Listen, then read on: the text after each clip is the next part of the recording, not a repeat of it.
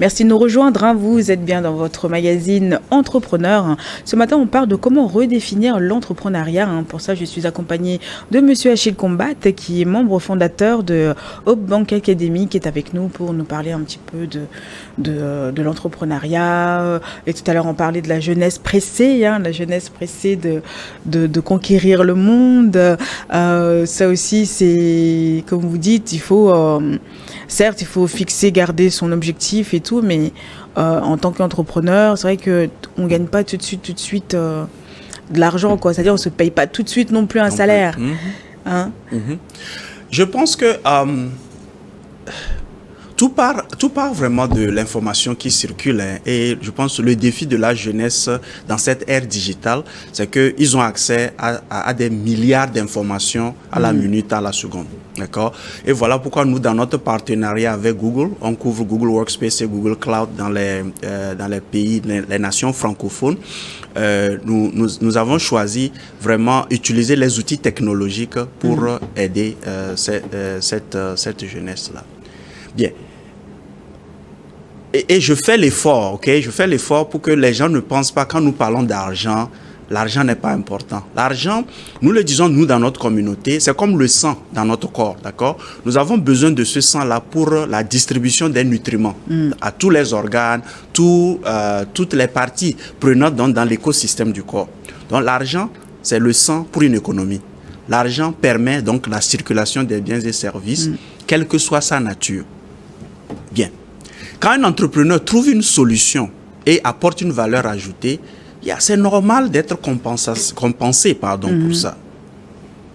Et il y a des tonnes, d'histoires ou de cheminement, d'accord, d'entrepreneurs. Vous prenez même Elon Musk, par exemple. On va donner les grands noms, puisque c'est ça qui attire. Pendant longtemps, il a dû saigner financièrement pour faire tenir même les entreprises qu'il a mis en place.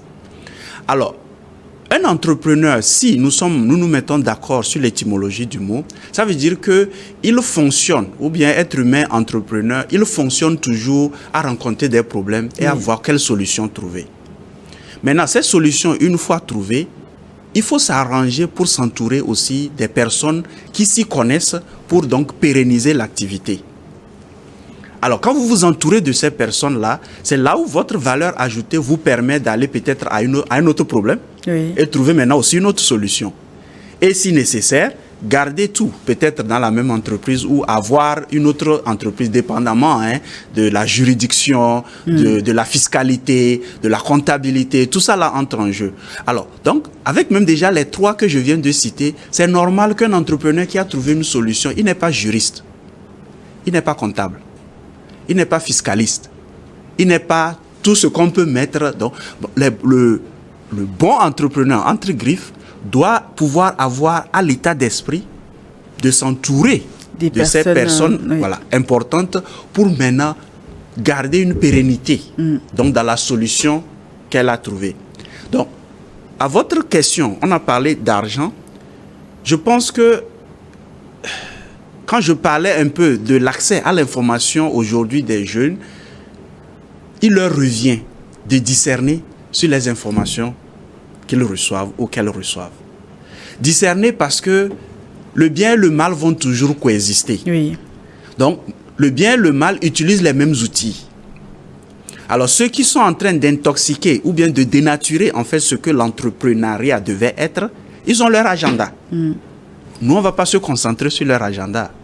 Alors, la jeunesse qui suit, que ce soit TikTok, Facebook, tous ces réseaux sociaux et tout, doit se rappeler que ce n'est pas parce que XY dit qu'il est milliardaire, parce qu'il a fait ça, obligatoirement, il faut que je devienne milliardaire. Par ce chemin, surtout. Passer par ce chemin, surtout, merci. Surtout que notre schéma de réussite, notre schéma de richesse, nous le définissons. Vous allez avoir quelqu'un qui fait peut-être $1,000 ou bien $2,000 ou bien qui fait même 150 000 ou 50 000 le mois, vivre mieux que quelqu'un qui fait 1 million. Oui. Le tout réside dans la compréhension des principes qui sont autour de l'argent d'abord.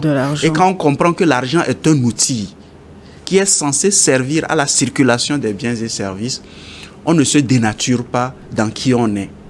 Et puis surtout en tant qu'entrepreneur, on ne pense pas à soi d'abord, surtout si on a les salariés et tout. Oui. Ouais. Yeah. Mais dites-moi, un entrepreneur qui a plusieurs activités, qui a plusieurs sociétés, hein, Oui.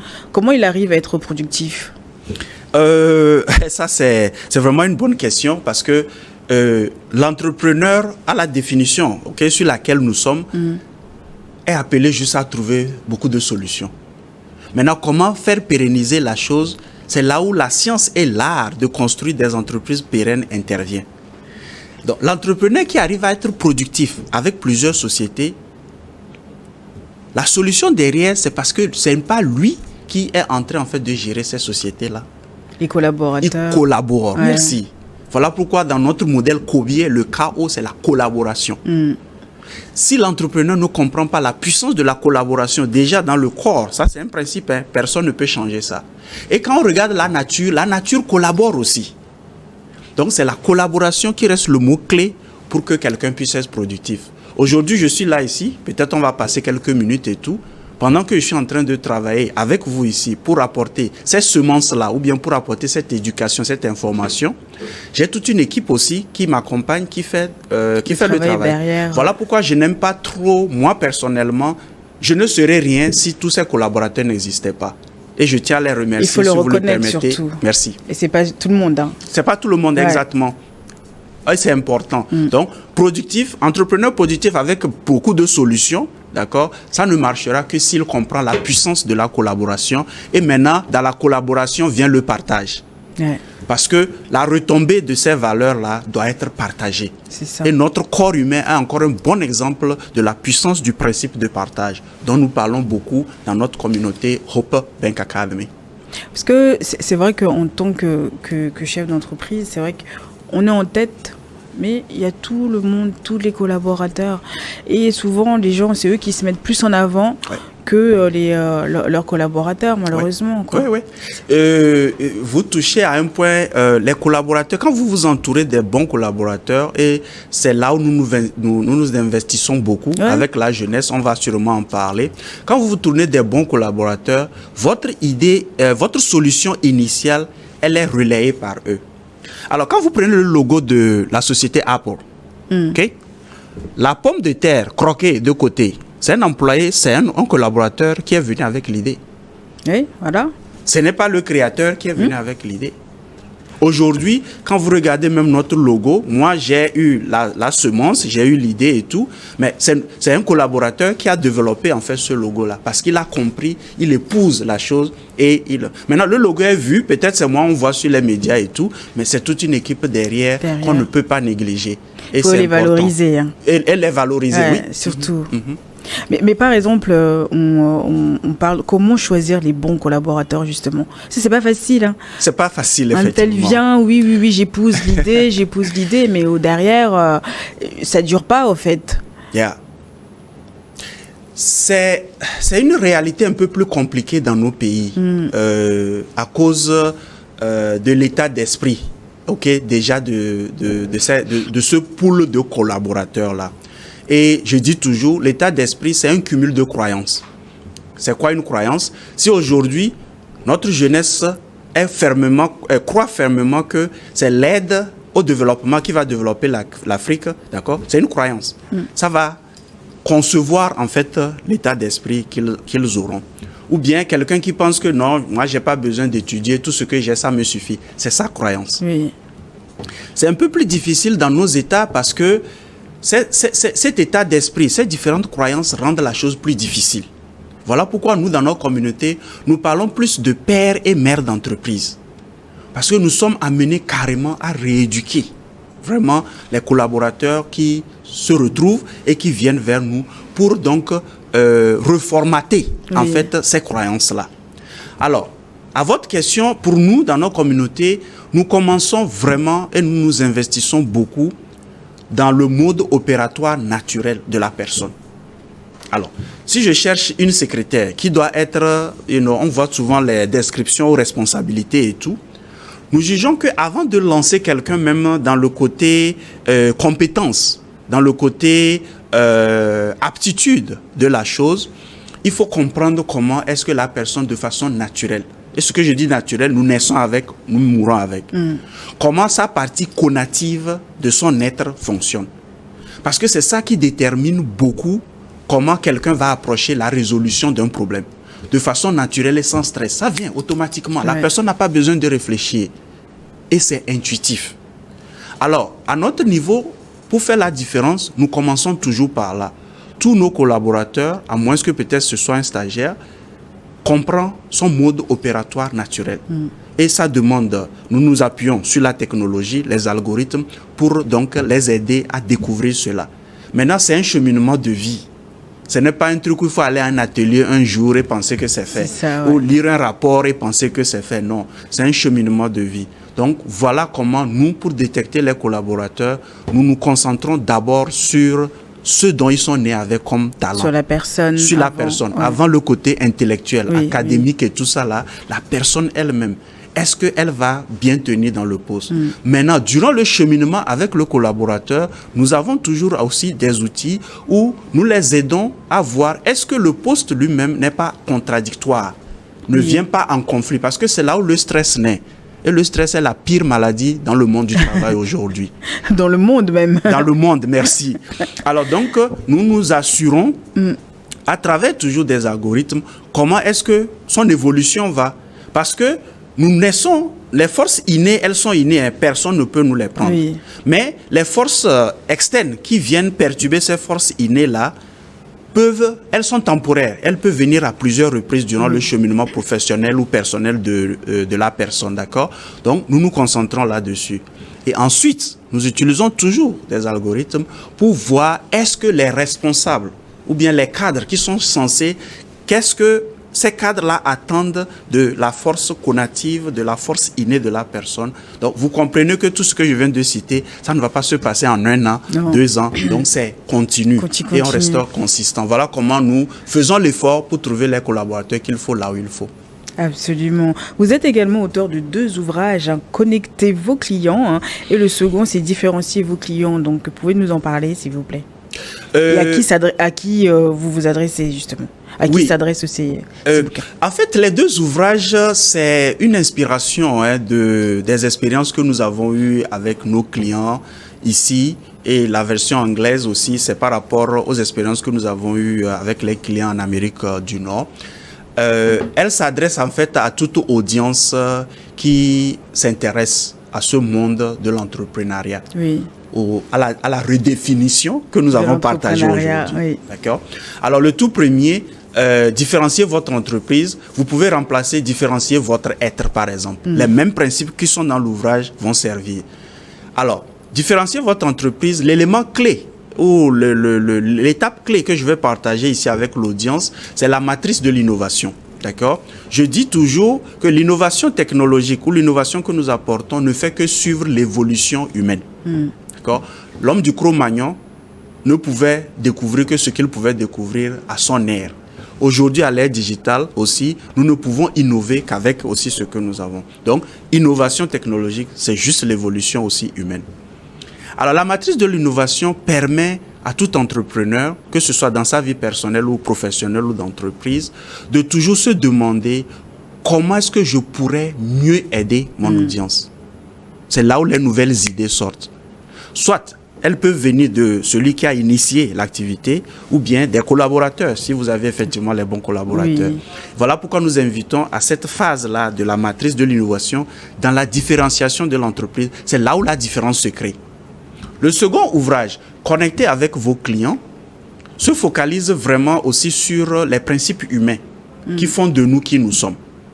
Être humain que nous sommes, nous ne disons jamais « j'ai besoin de cette cravate ». Je veux cette cravate. Oui. Donc, comment détecter les désirs profonds en fait, des clients et pouvoir leur servir et innover les produits et services que nous les offrons. Les ouvrages sont à Bon Pasteur, ils sont sur Amazon, ils sont aussi à la librairie Notre-Dame à Cotonou pour ceux qui trouvent un intérêt dans la chose. Et par rapport aux ouvrages aussi, nos séminaires, nous faisons donc un atelier annuel sur les forces cognitives dont je vous ai parlé. Ce n'est pas très connu. C'est au mois de juillet, là, c'est ça? C'est ce mois de juillet, le 20 juillet à l'OCDI. Et nous laisserons à votre niveau aussi les informations pour ceux qui en veulent, quoi. Ça sera bien, ça Merci. sera bien aussi. On arrive à la fin de l'émission, hein, Monsieur Combat. Quel message avez-vous pour ceux qui désirent entreprendre justement? C'est une question généralement qui me défie parce que j'ai toujours jugé, hein, c'est moi ma croyance, j'ai toujours jugé que personne n'a besoin de vous dire ce qu'il faut faire. Ouais. La chose doit venir de vous. Mais il y a 2 choses ou peut-être 3 choses que je pourrais partager, comme vous me le permettez, avec l'audience. Les défis de vie et les défis d'entreprise, vous allez voir qu'ils se situent au niveau de 2 choses très importantes. Et nous, on a choisi au niveau de notre communauté Hope Bank Academy de se focaliser là-dessus. C'est prendre contrôle de sa vie d'abord. Je pense que c'est important que, être humain que nous sommes, nous arrivons dans notre cheminement de vie à apprendre à prendre contrôle de notre vie, que d'autres puissent prendre contrôle de cette dernière. Et c'est ça qui amène beaucoup à se confier au gourou, à se confier au coach, à se confier... Non, je le dis toujours, tout ce que je dis sur les médias, sur notre chaîne YouTube, allez faire votre propre recherche. Ouais. Parce que la voix interne qui me parle, qui vous parle, nous tous, à chacun de nous, vous dira si ce que cet individu-là est en train de dire, est-ce que vraiment ça a un sens? Est-ce que ce qu'il est en train de dire a une véracité? Ce n'est pas une histoire de vérité. Parce qu'il y a la vérité relative et la vérité absolue. Mais je ne vais pas rentrer là-dedans. Prendre contrôle de sa vie, je pense, est vraiment l'élément crucial que je vais donner, je vais partager avec l'audience. Et quand vous prenez le contrôle de votre vie, les croyances, ne parlons pas de religion ici, les croyances qui vous sont données, les croyances que vous avez acquises, quand elles ne vous servent pas, sachez que vous avez la force de vous en débarrasser. Oui. Donc, croyance et prendre contrôle de vos vies, si je veux m'adresser ici à l'audience, serait vraiment mon mot final. Et restez curieux. Tout ce que nous faisons, tout ce que nous démarrons, la curiosité, elle est très importante parce que c'est elle qui définit la perspective que nous avons devant ou en face d'un problème donné. Si nous allons voir ce problème-là comme un casse-tête ou bien nous allons plutôt voir ce problème-là comme une opportunité pour trouver une solution et en jouir, pas nous seuls, mais faire jouir aussi la société qui nous entoure. Avoir les oreilles, les yeux partout pour avoir les bonnes informations. Un grand merci à vous, Monsieur Combat. Le merci à vous pour ce que vous faites.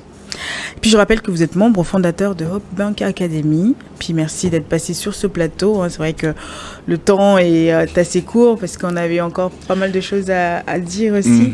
Mais ça sera pour une prochaine. Bien sûr, je serai ravi à toute fois que vous m'inviterez. Et j'espère surtout que ce temps-là aura aidé plus d'une personne, puisque c'est l'objectif. Merci à vous. C'est l'objectif. Merci beaucoup à Yves et à Fofo à la régie. Et un grand merci à vous tous qui nous suivez chaque semaine dans cette émission Entrepreneur. On se retrouve la semaine prochaine. Bye bye.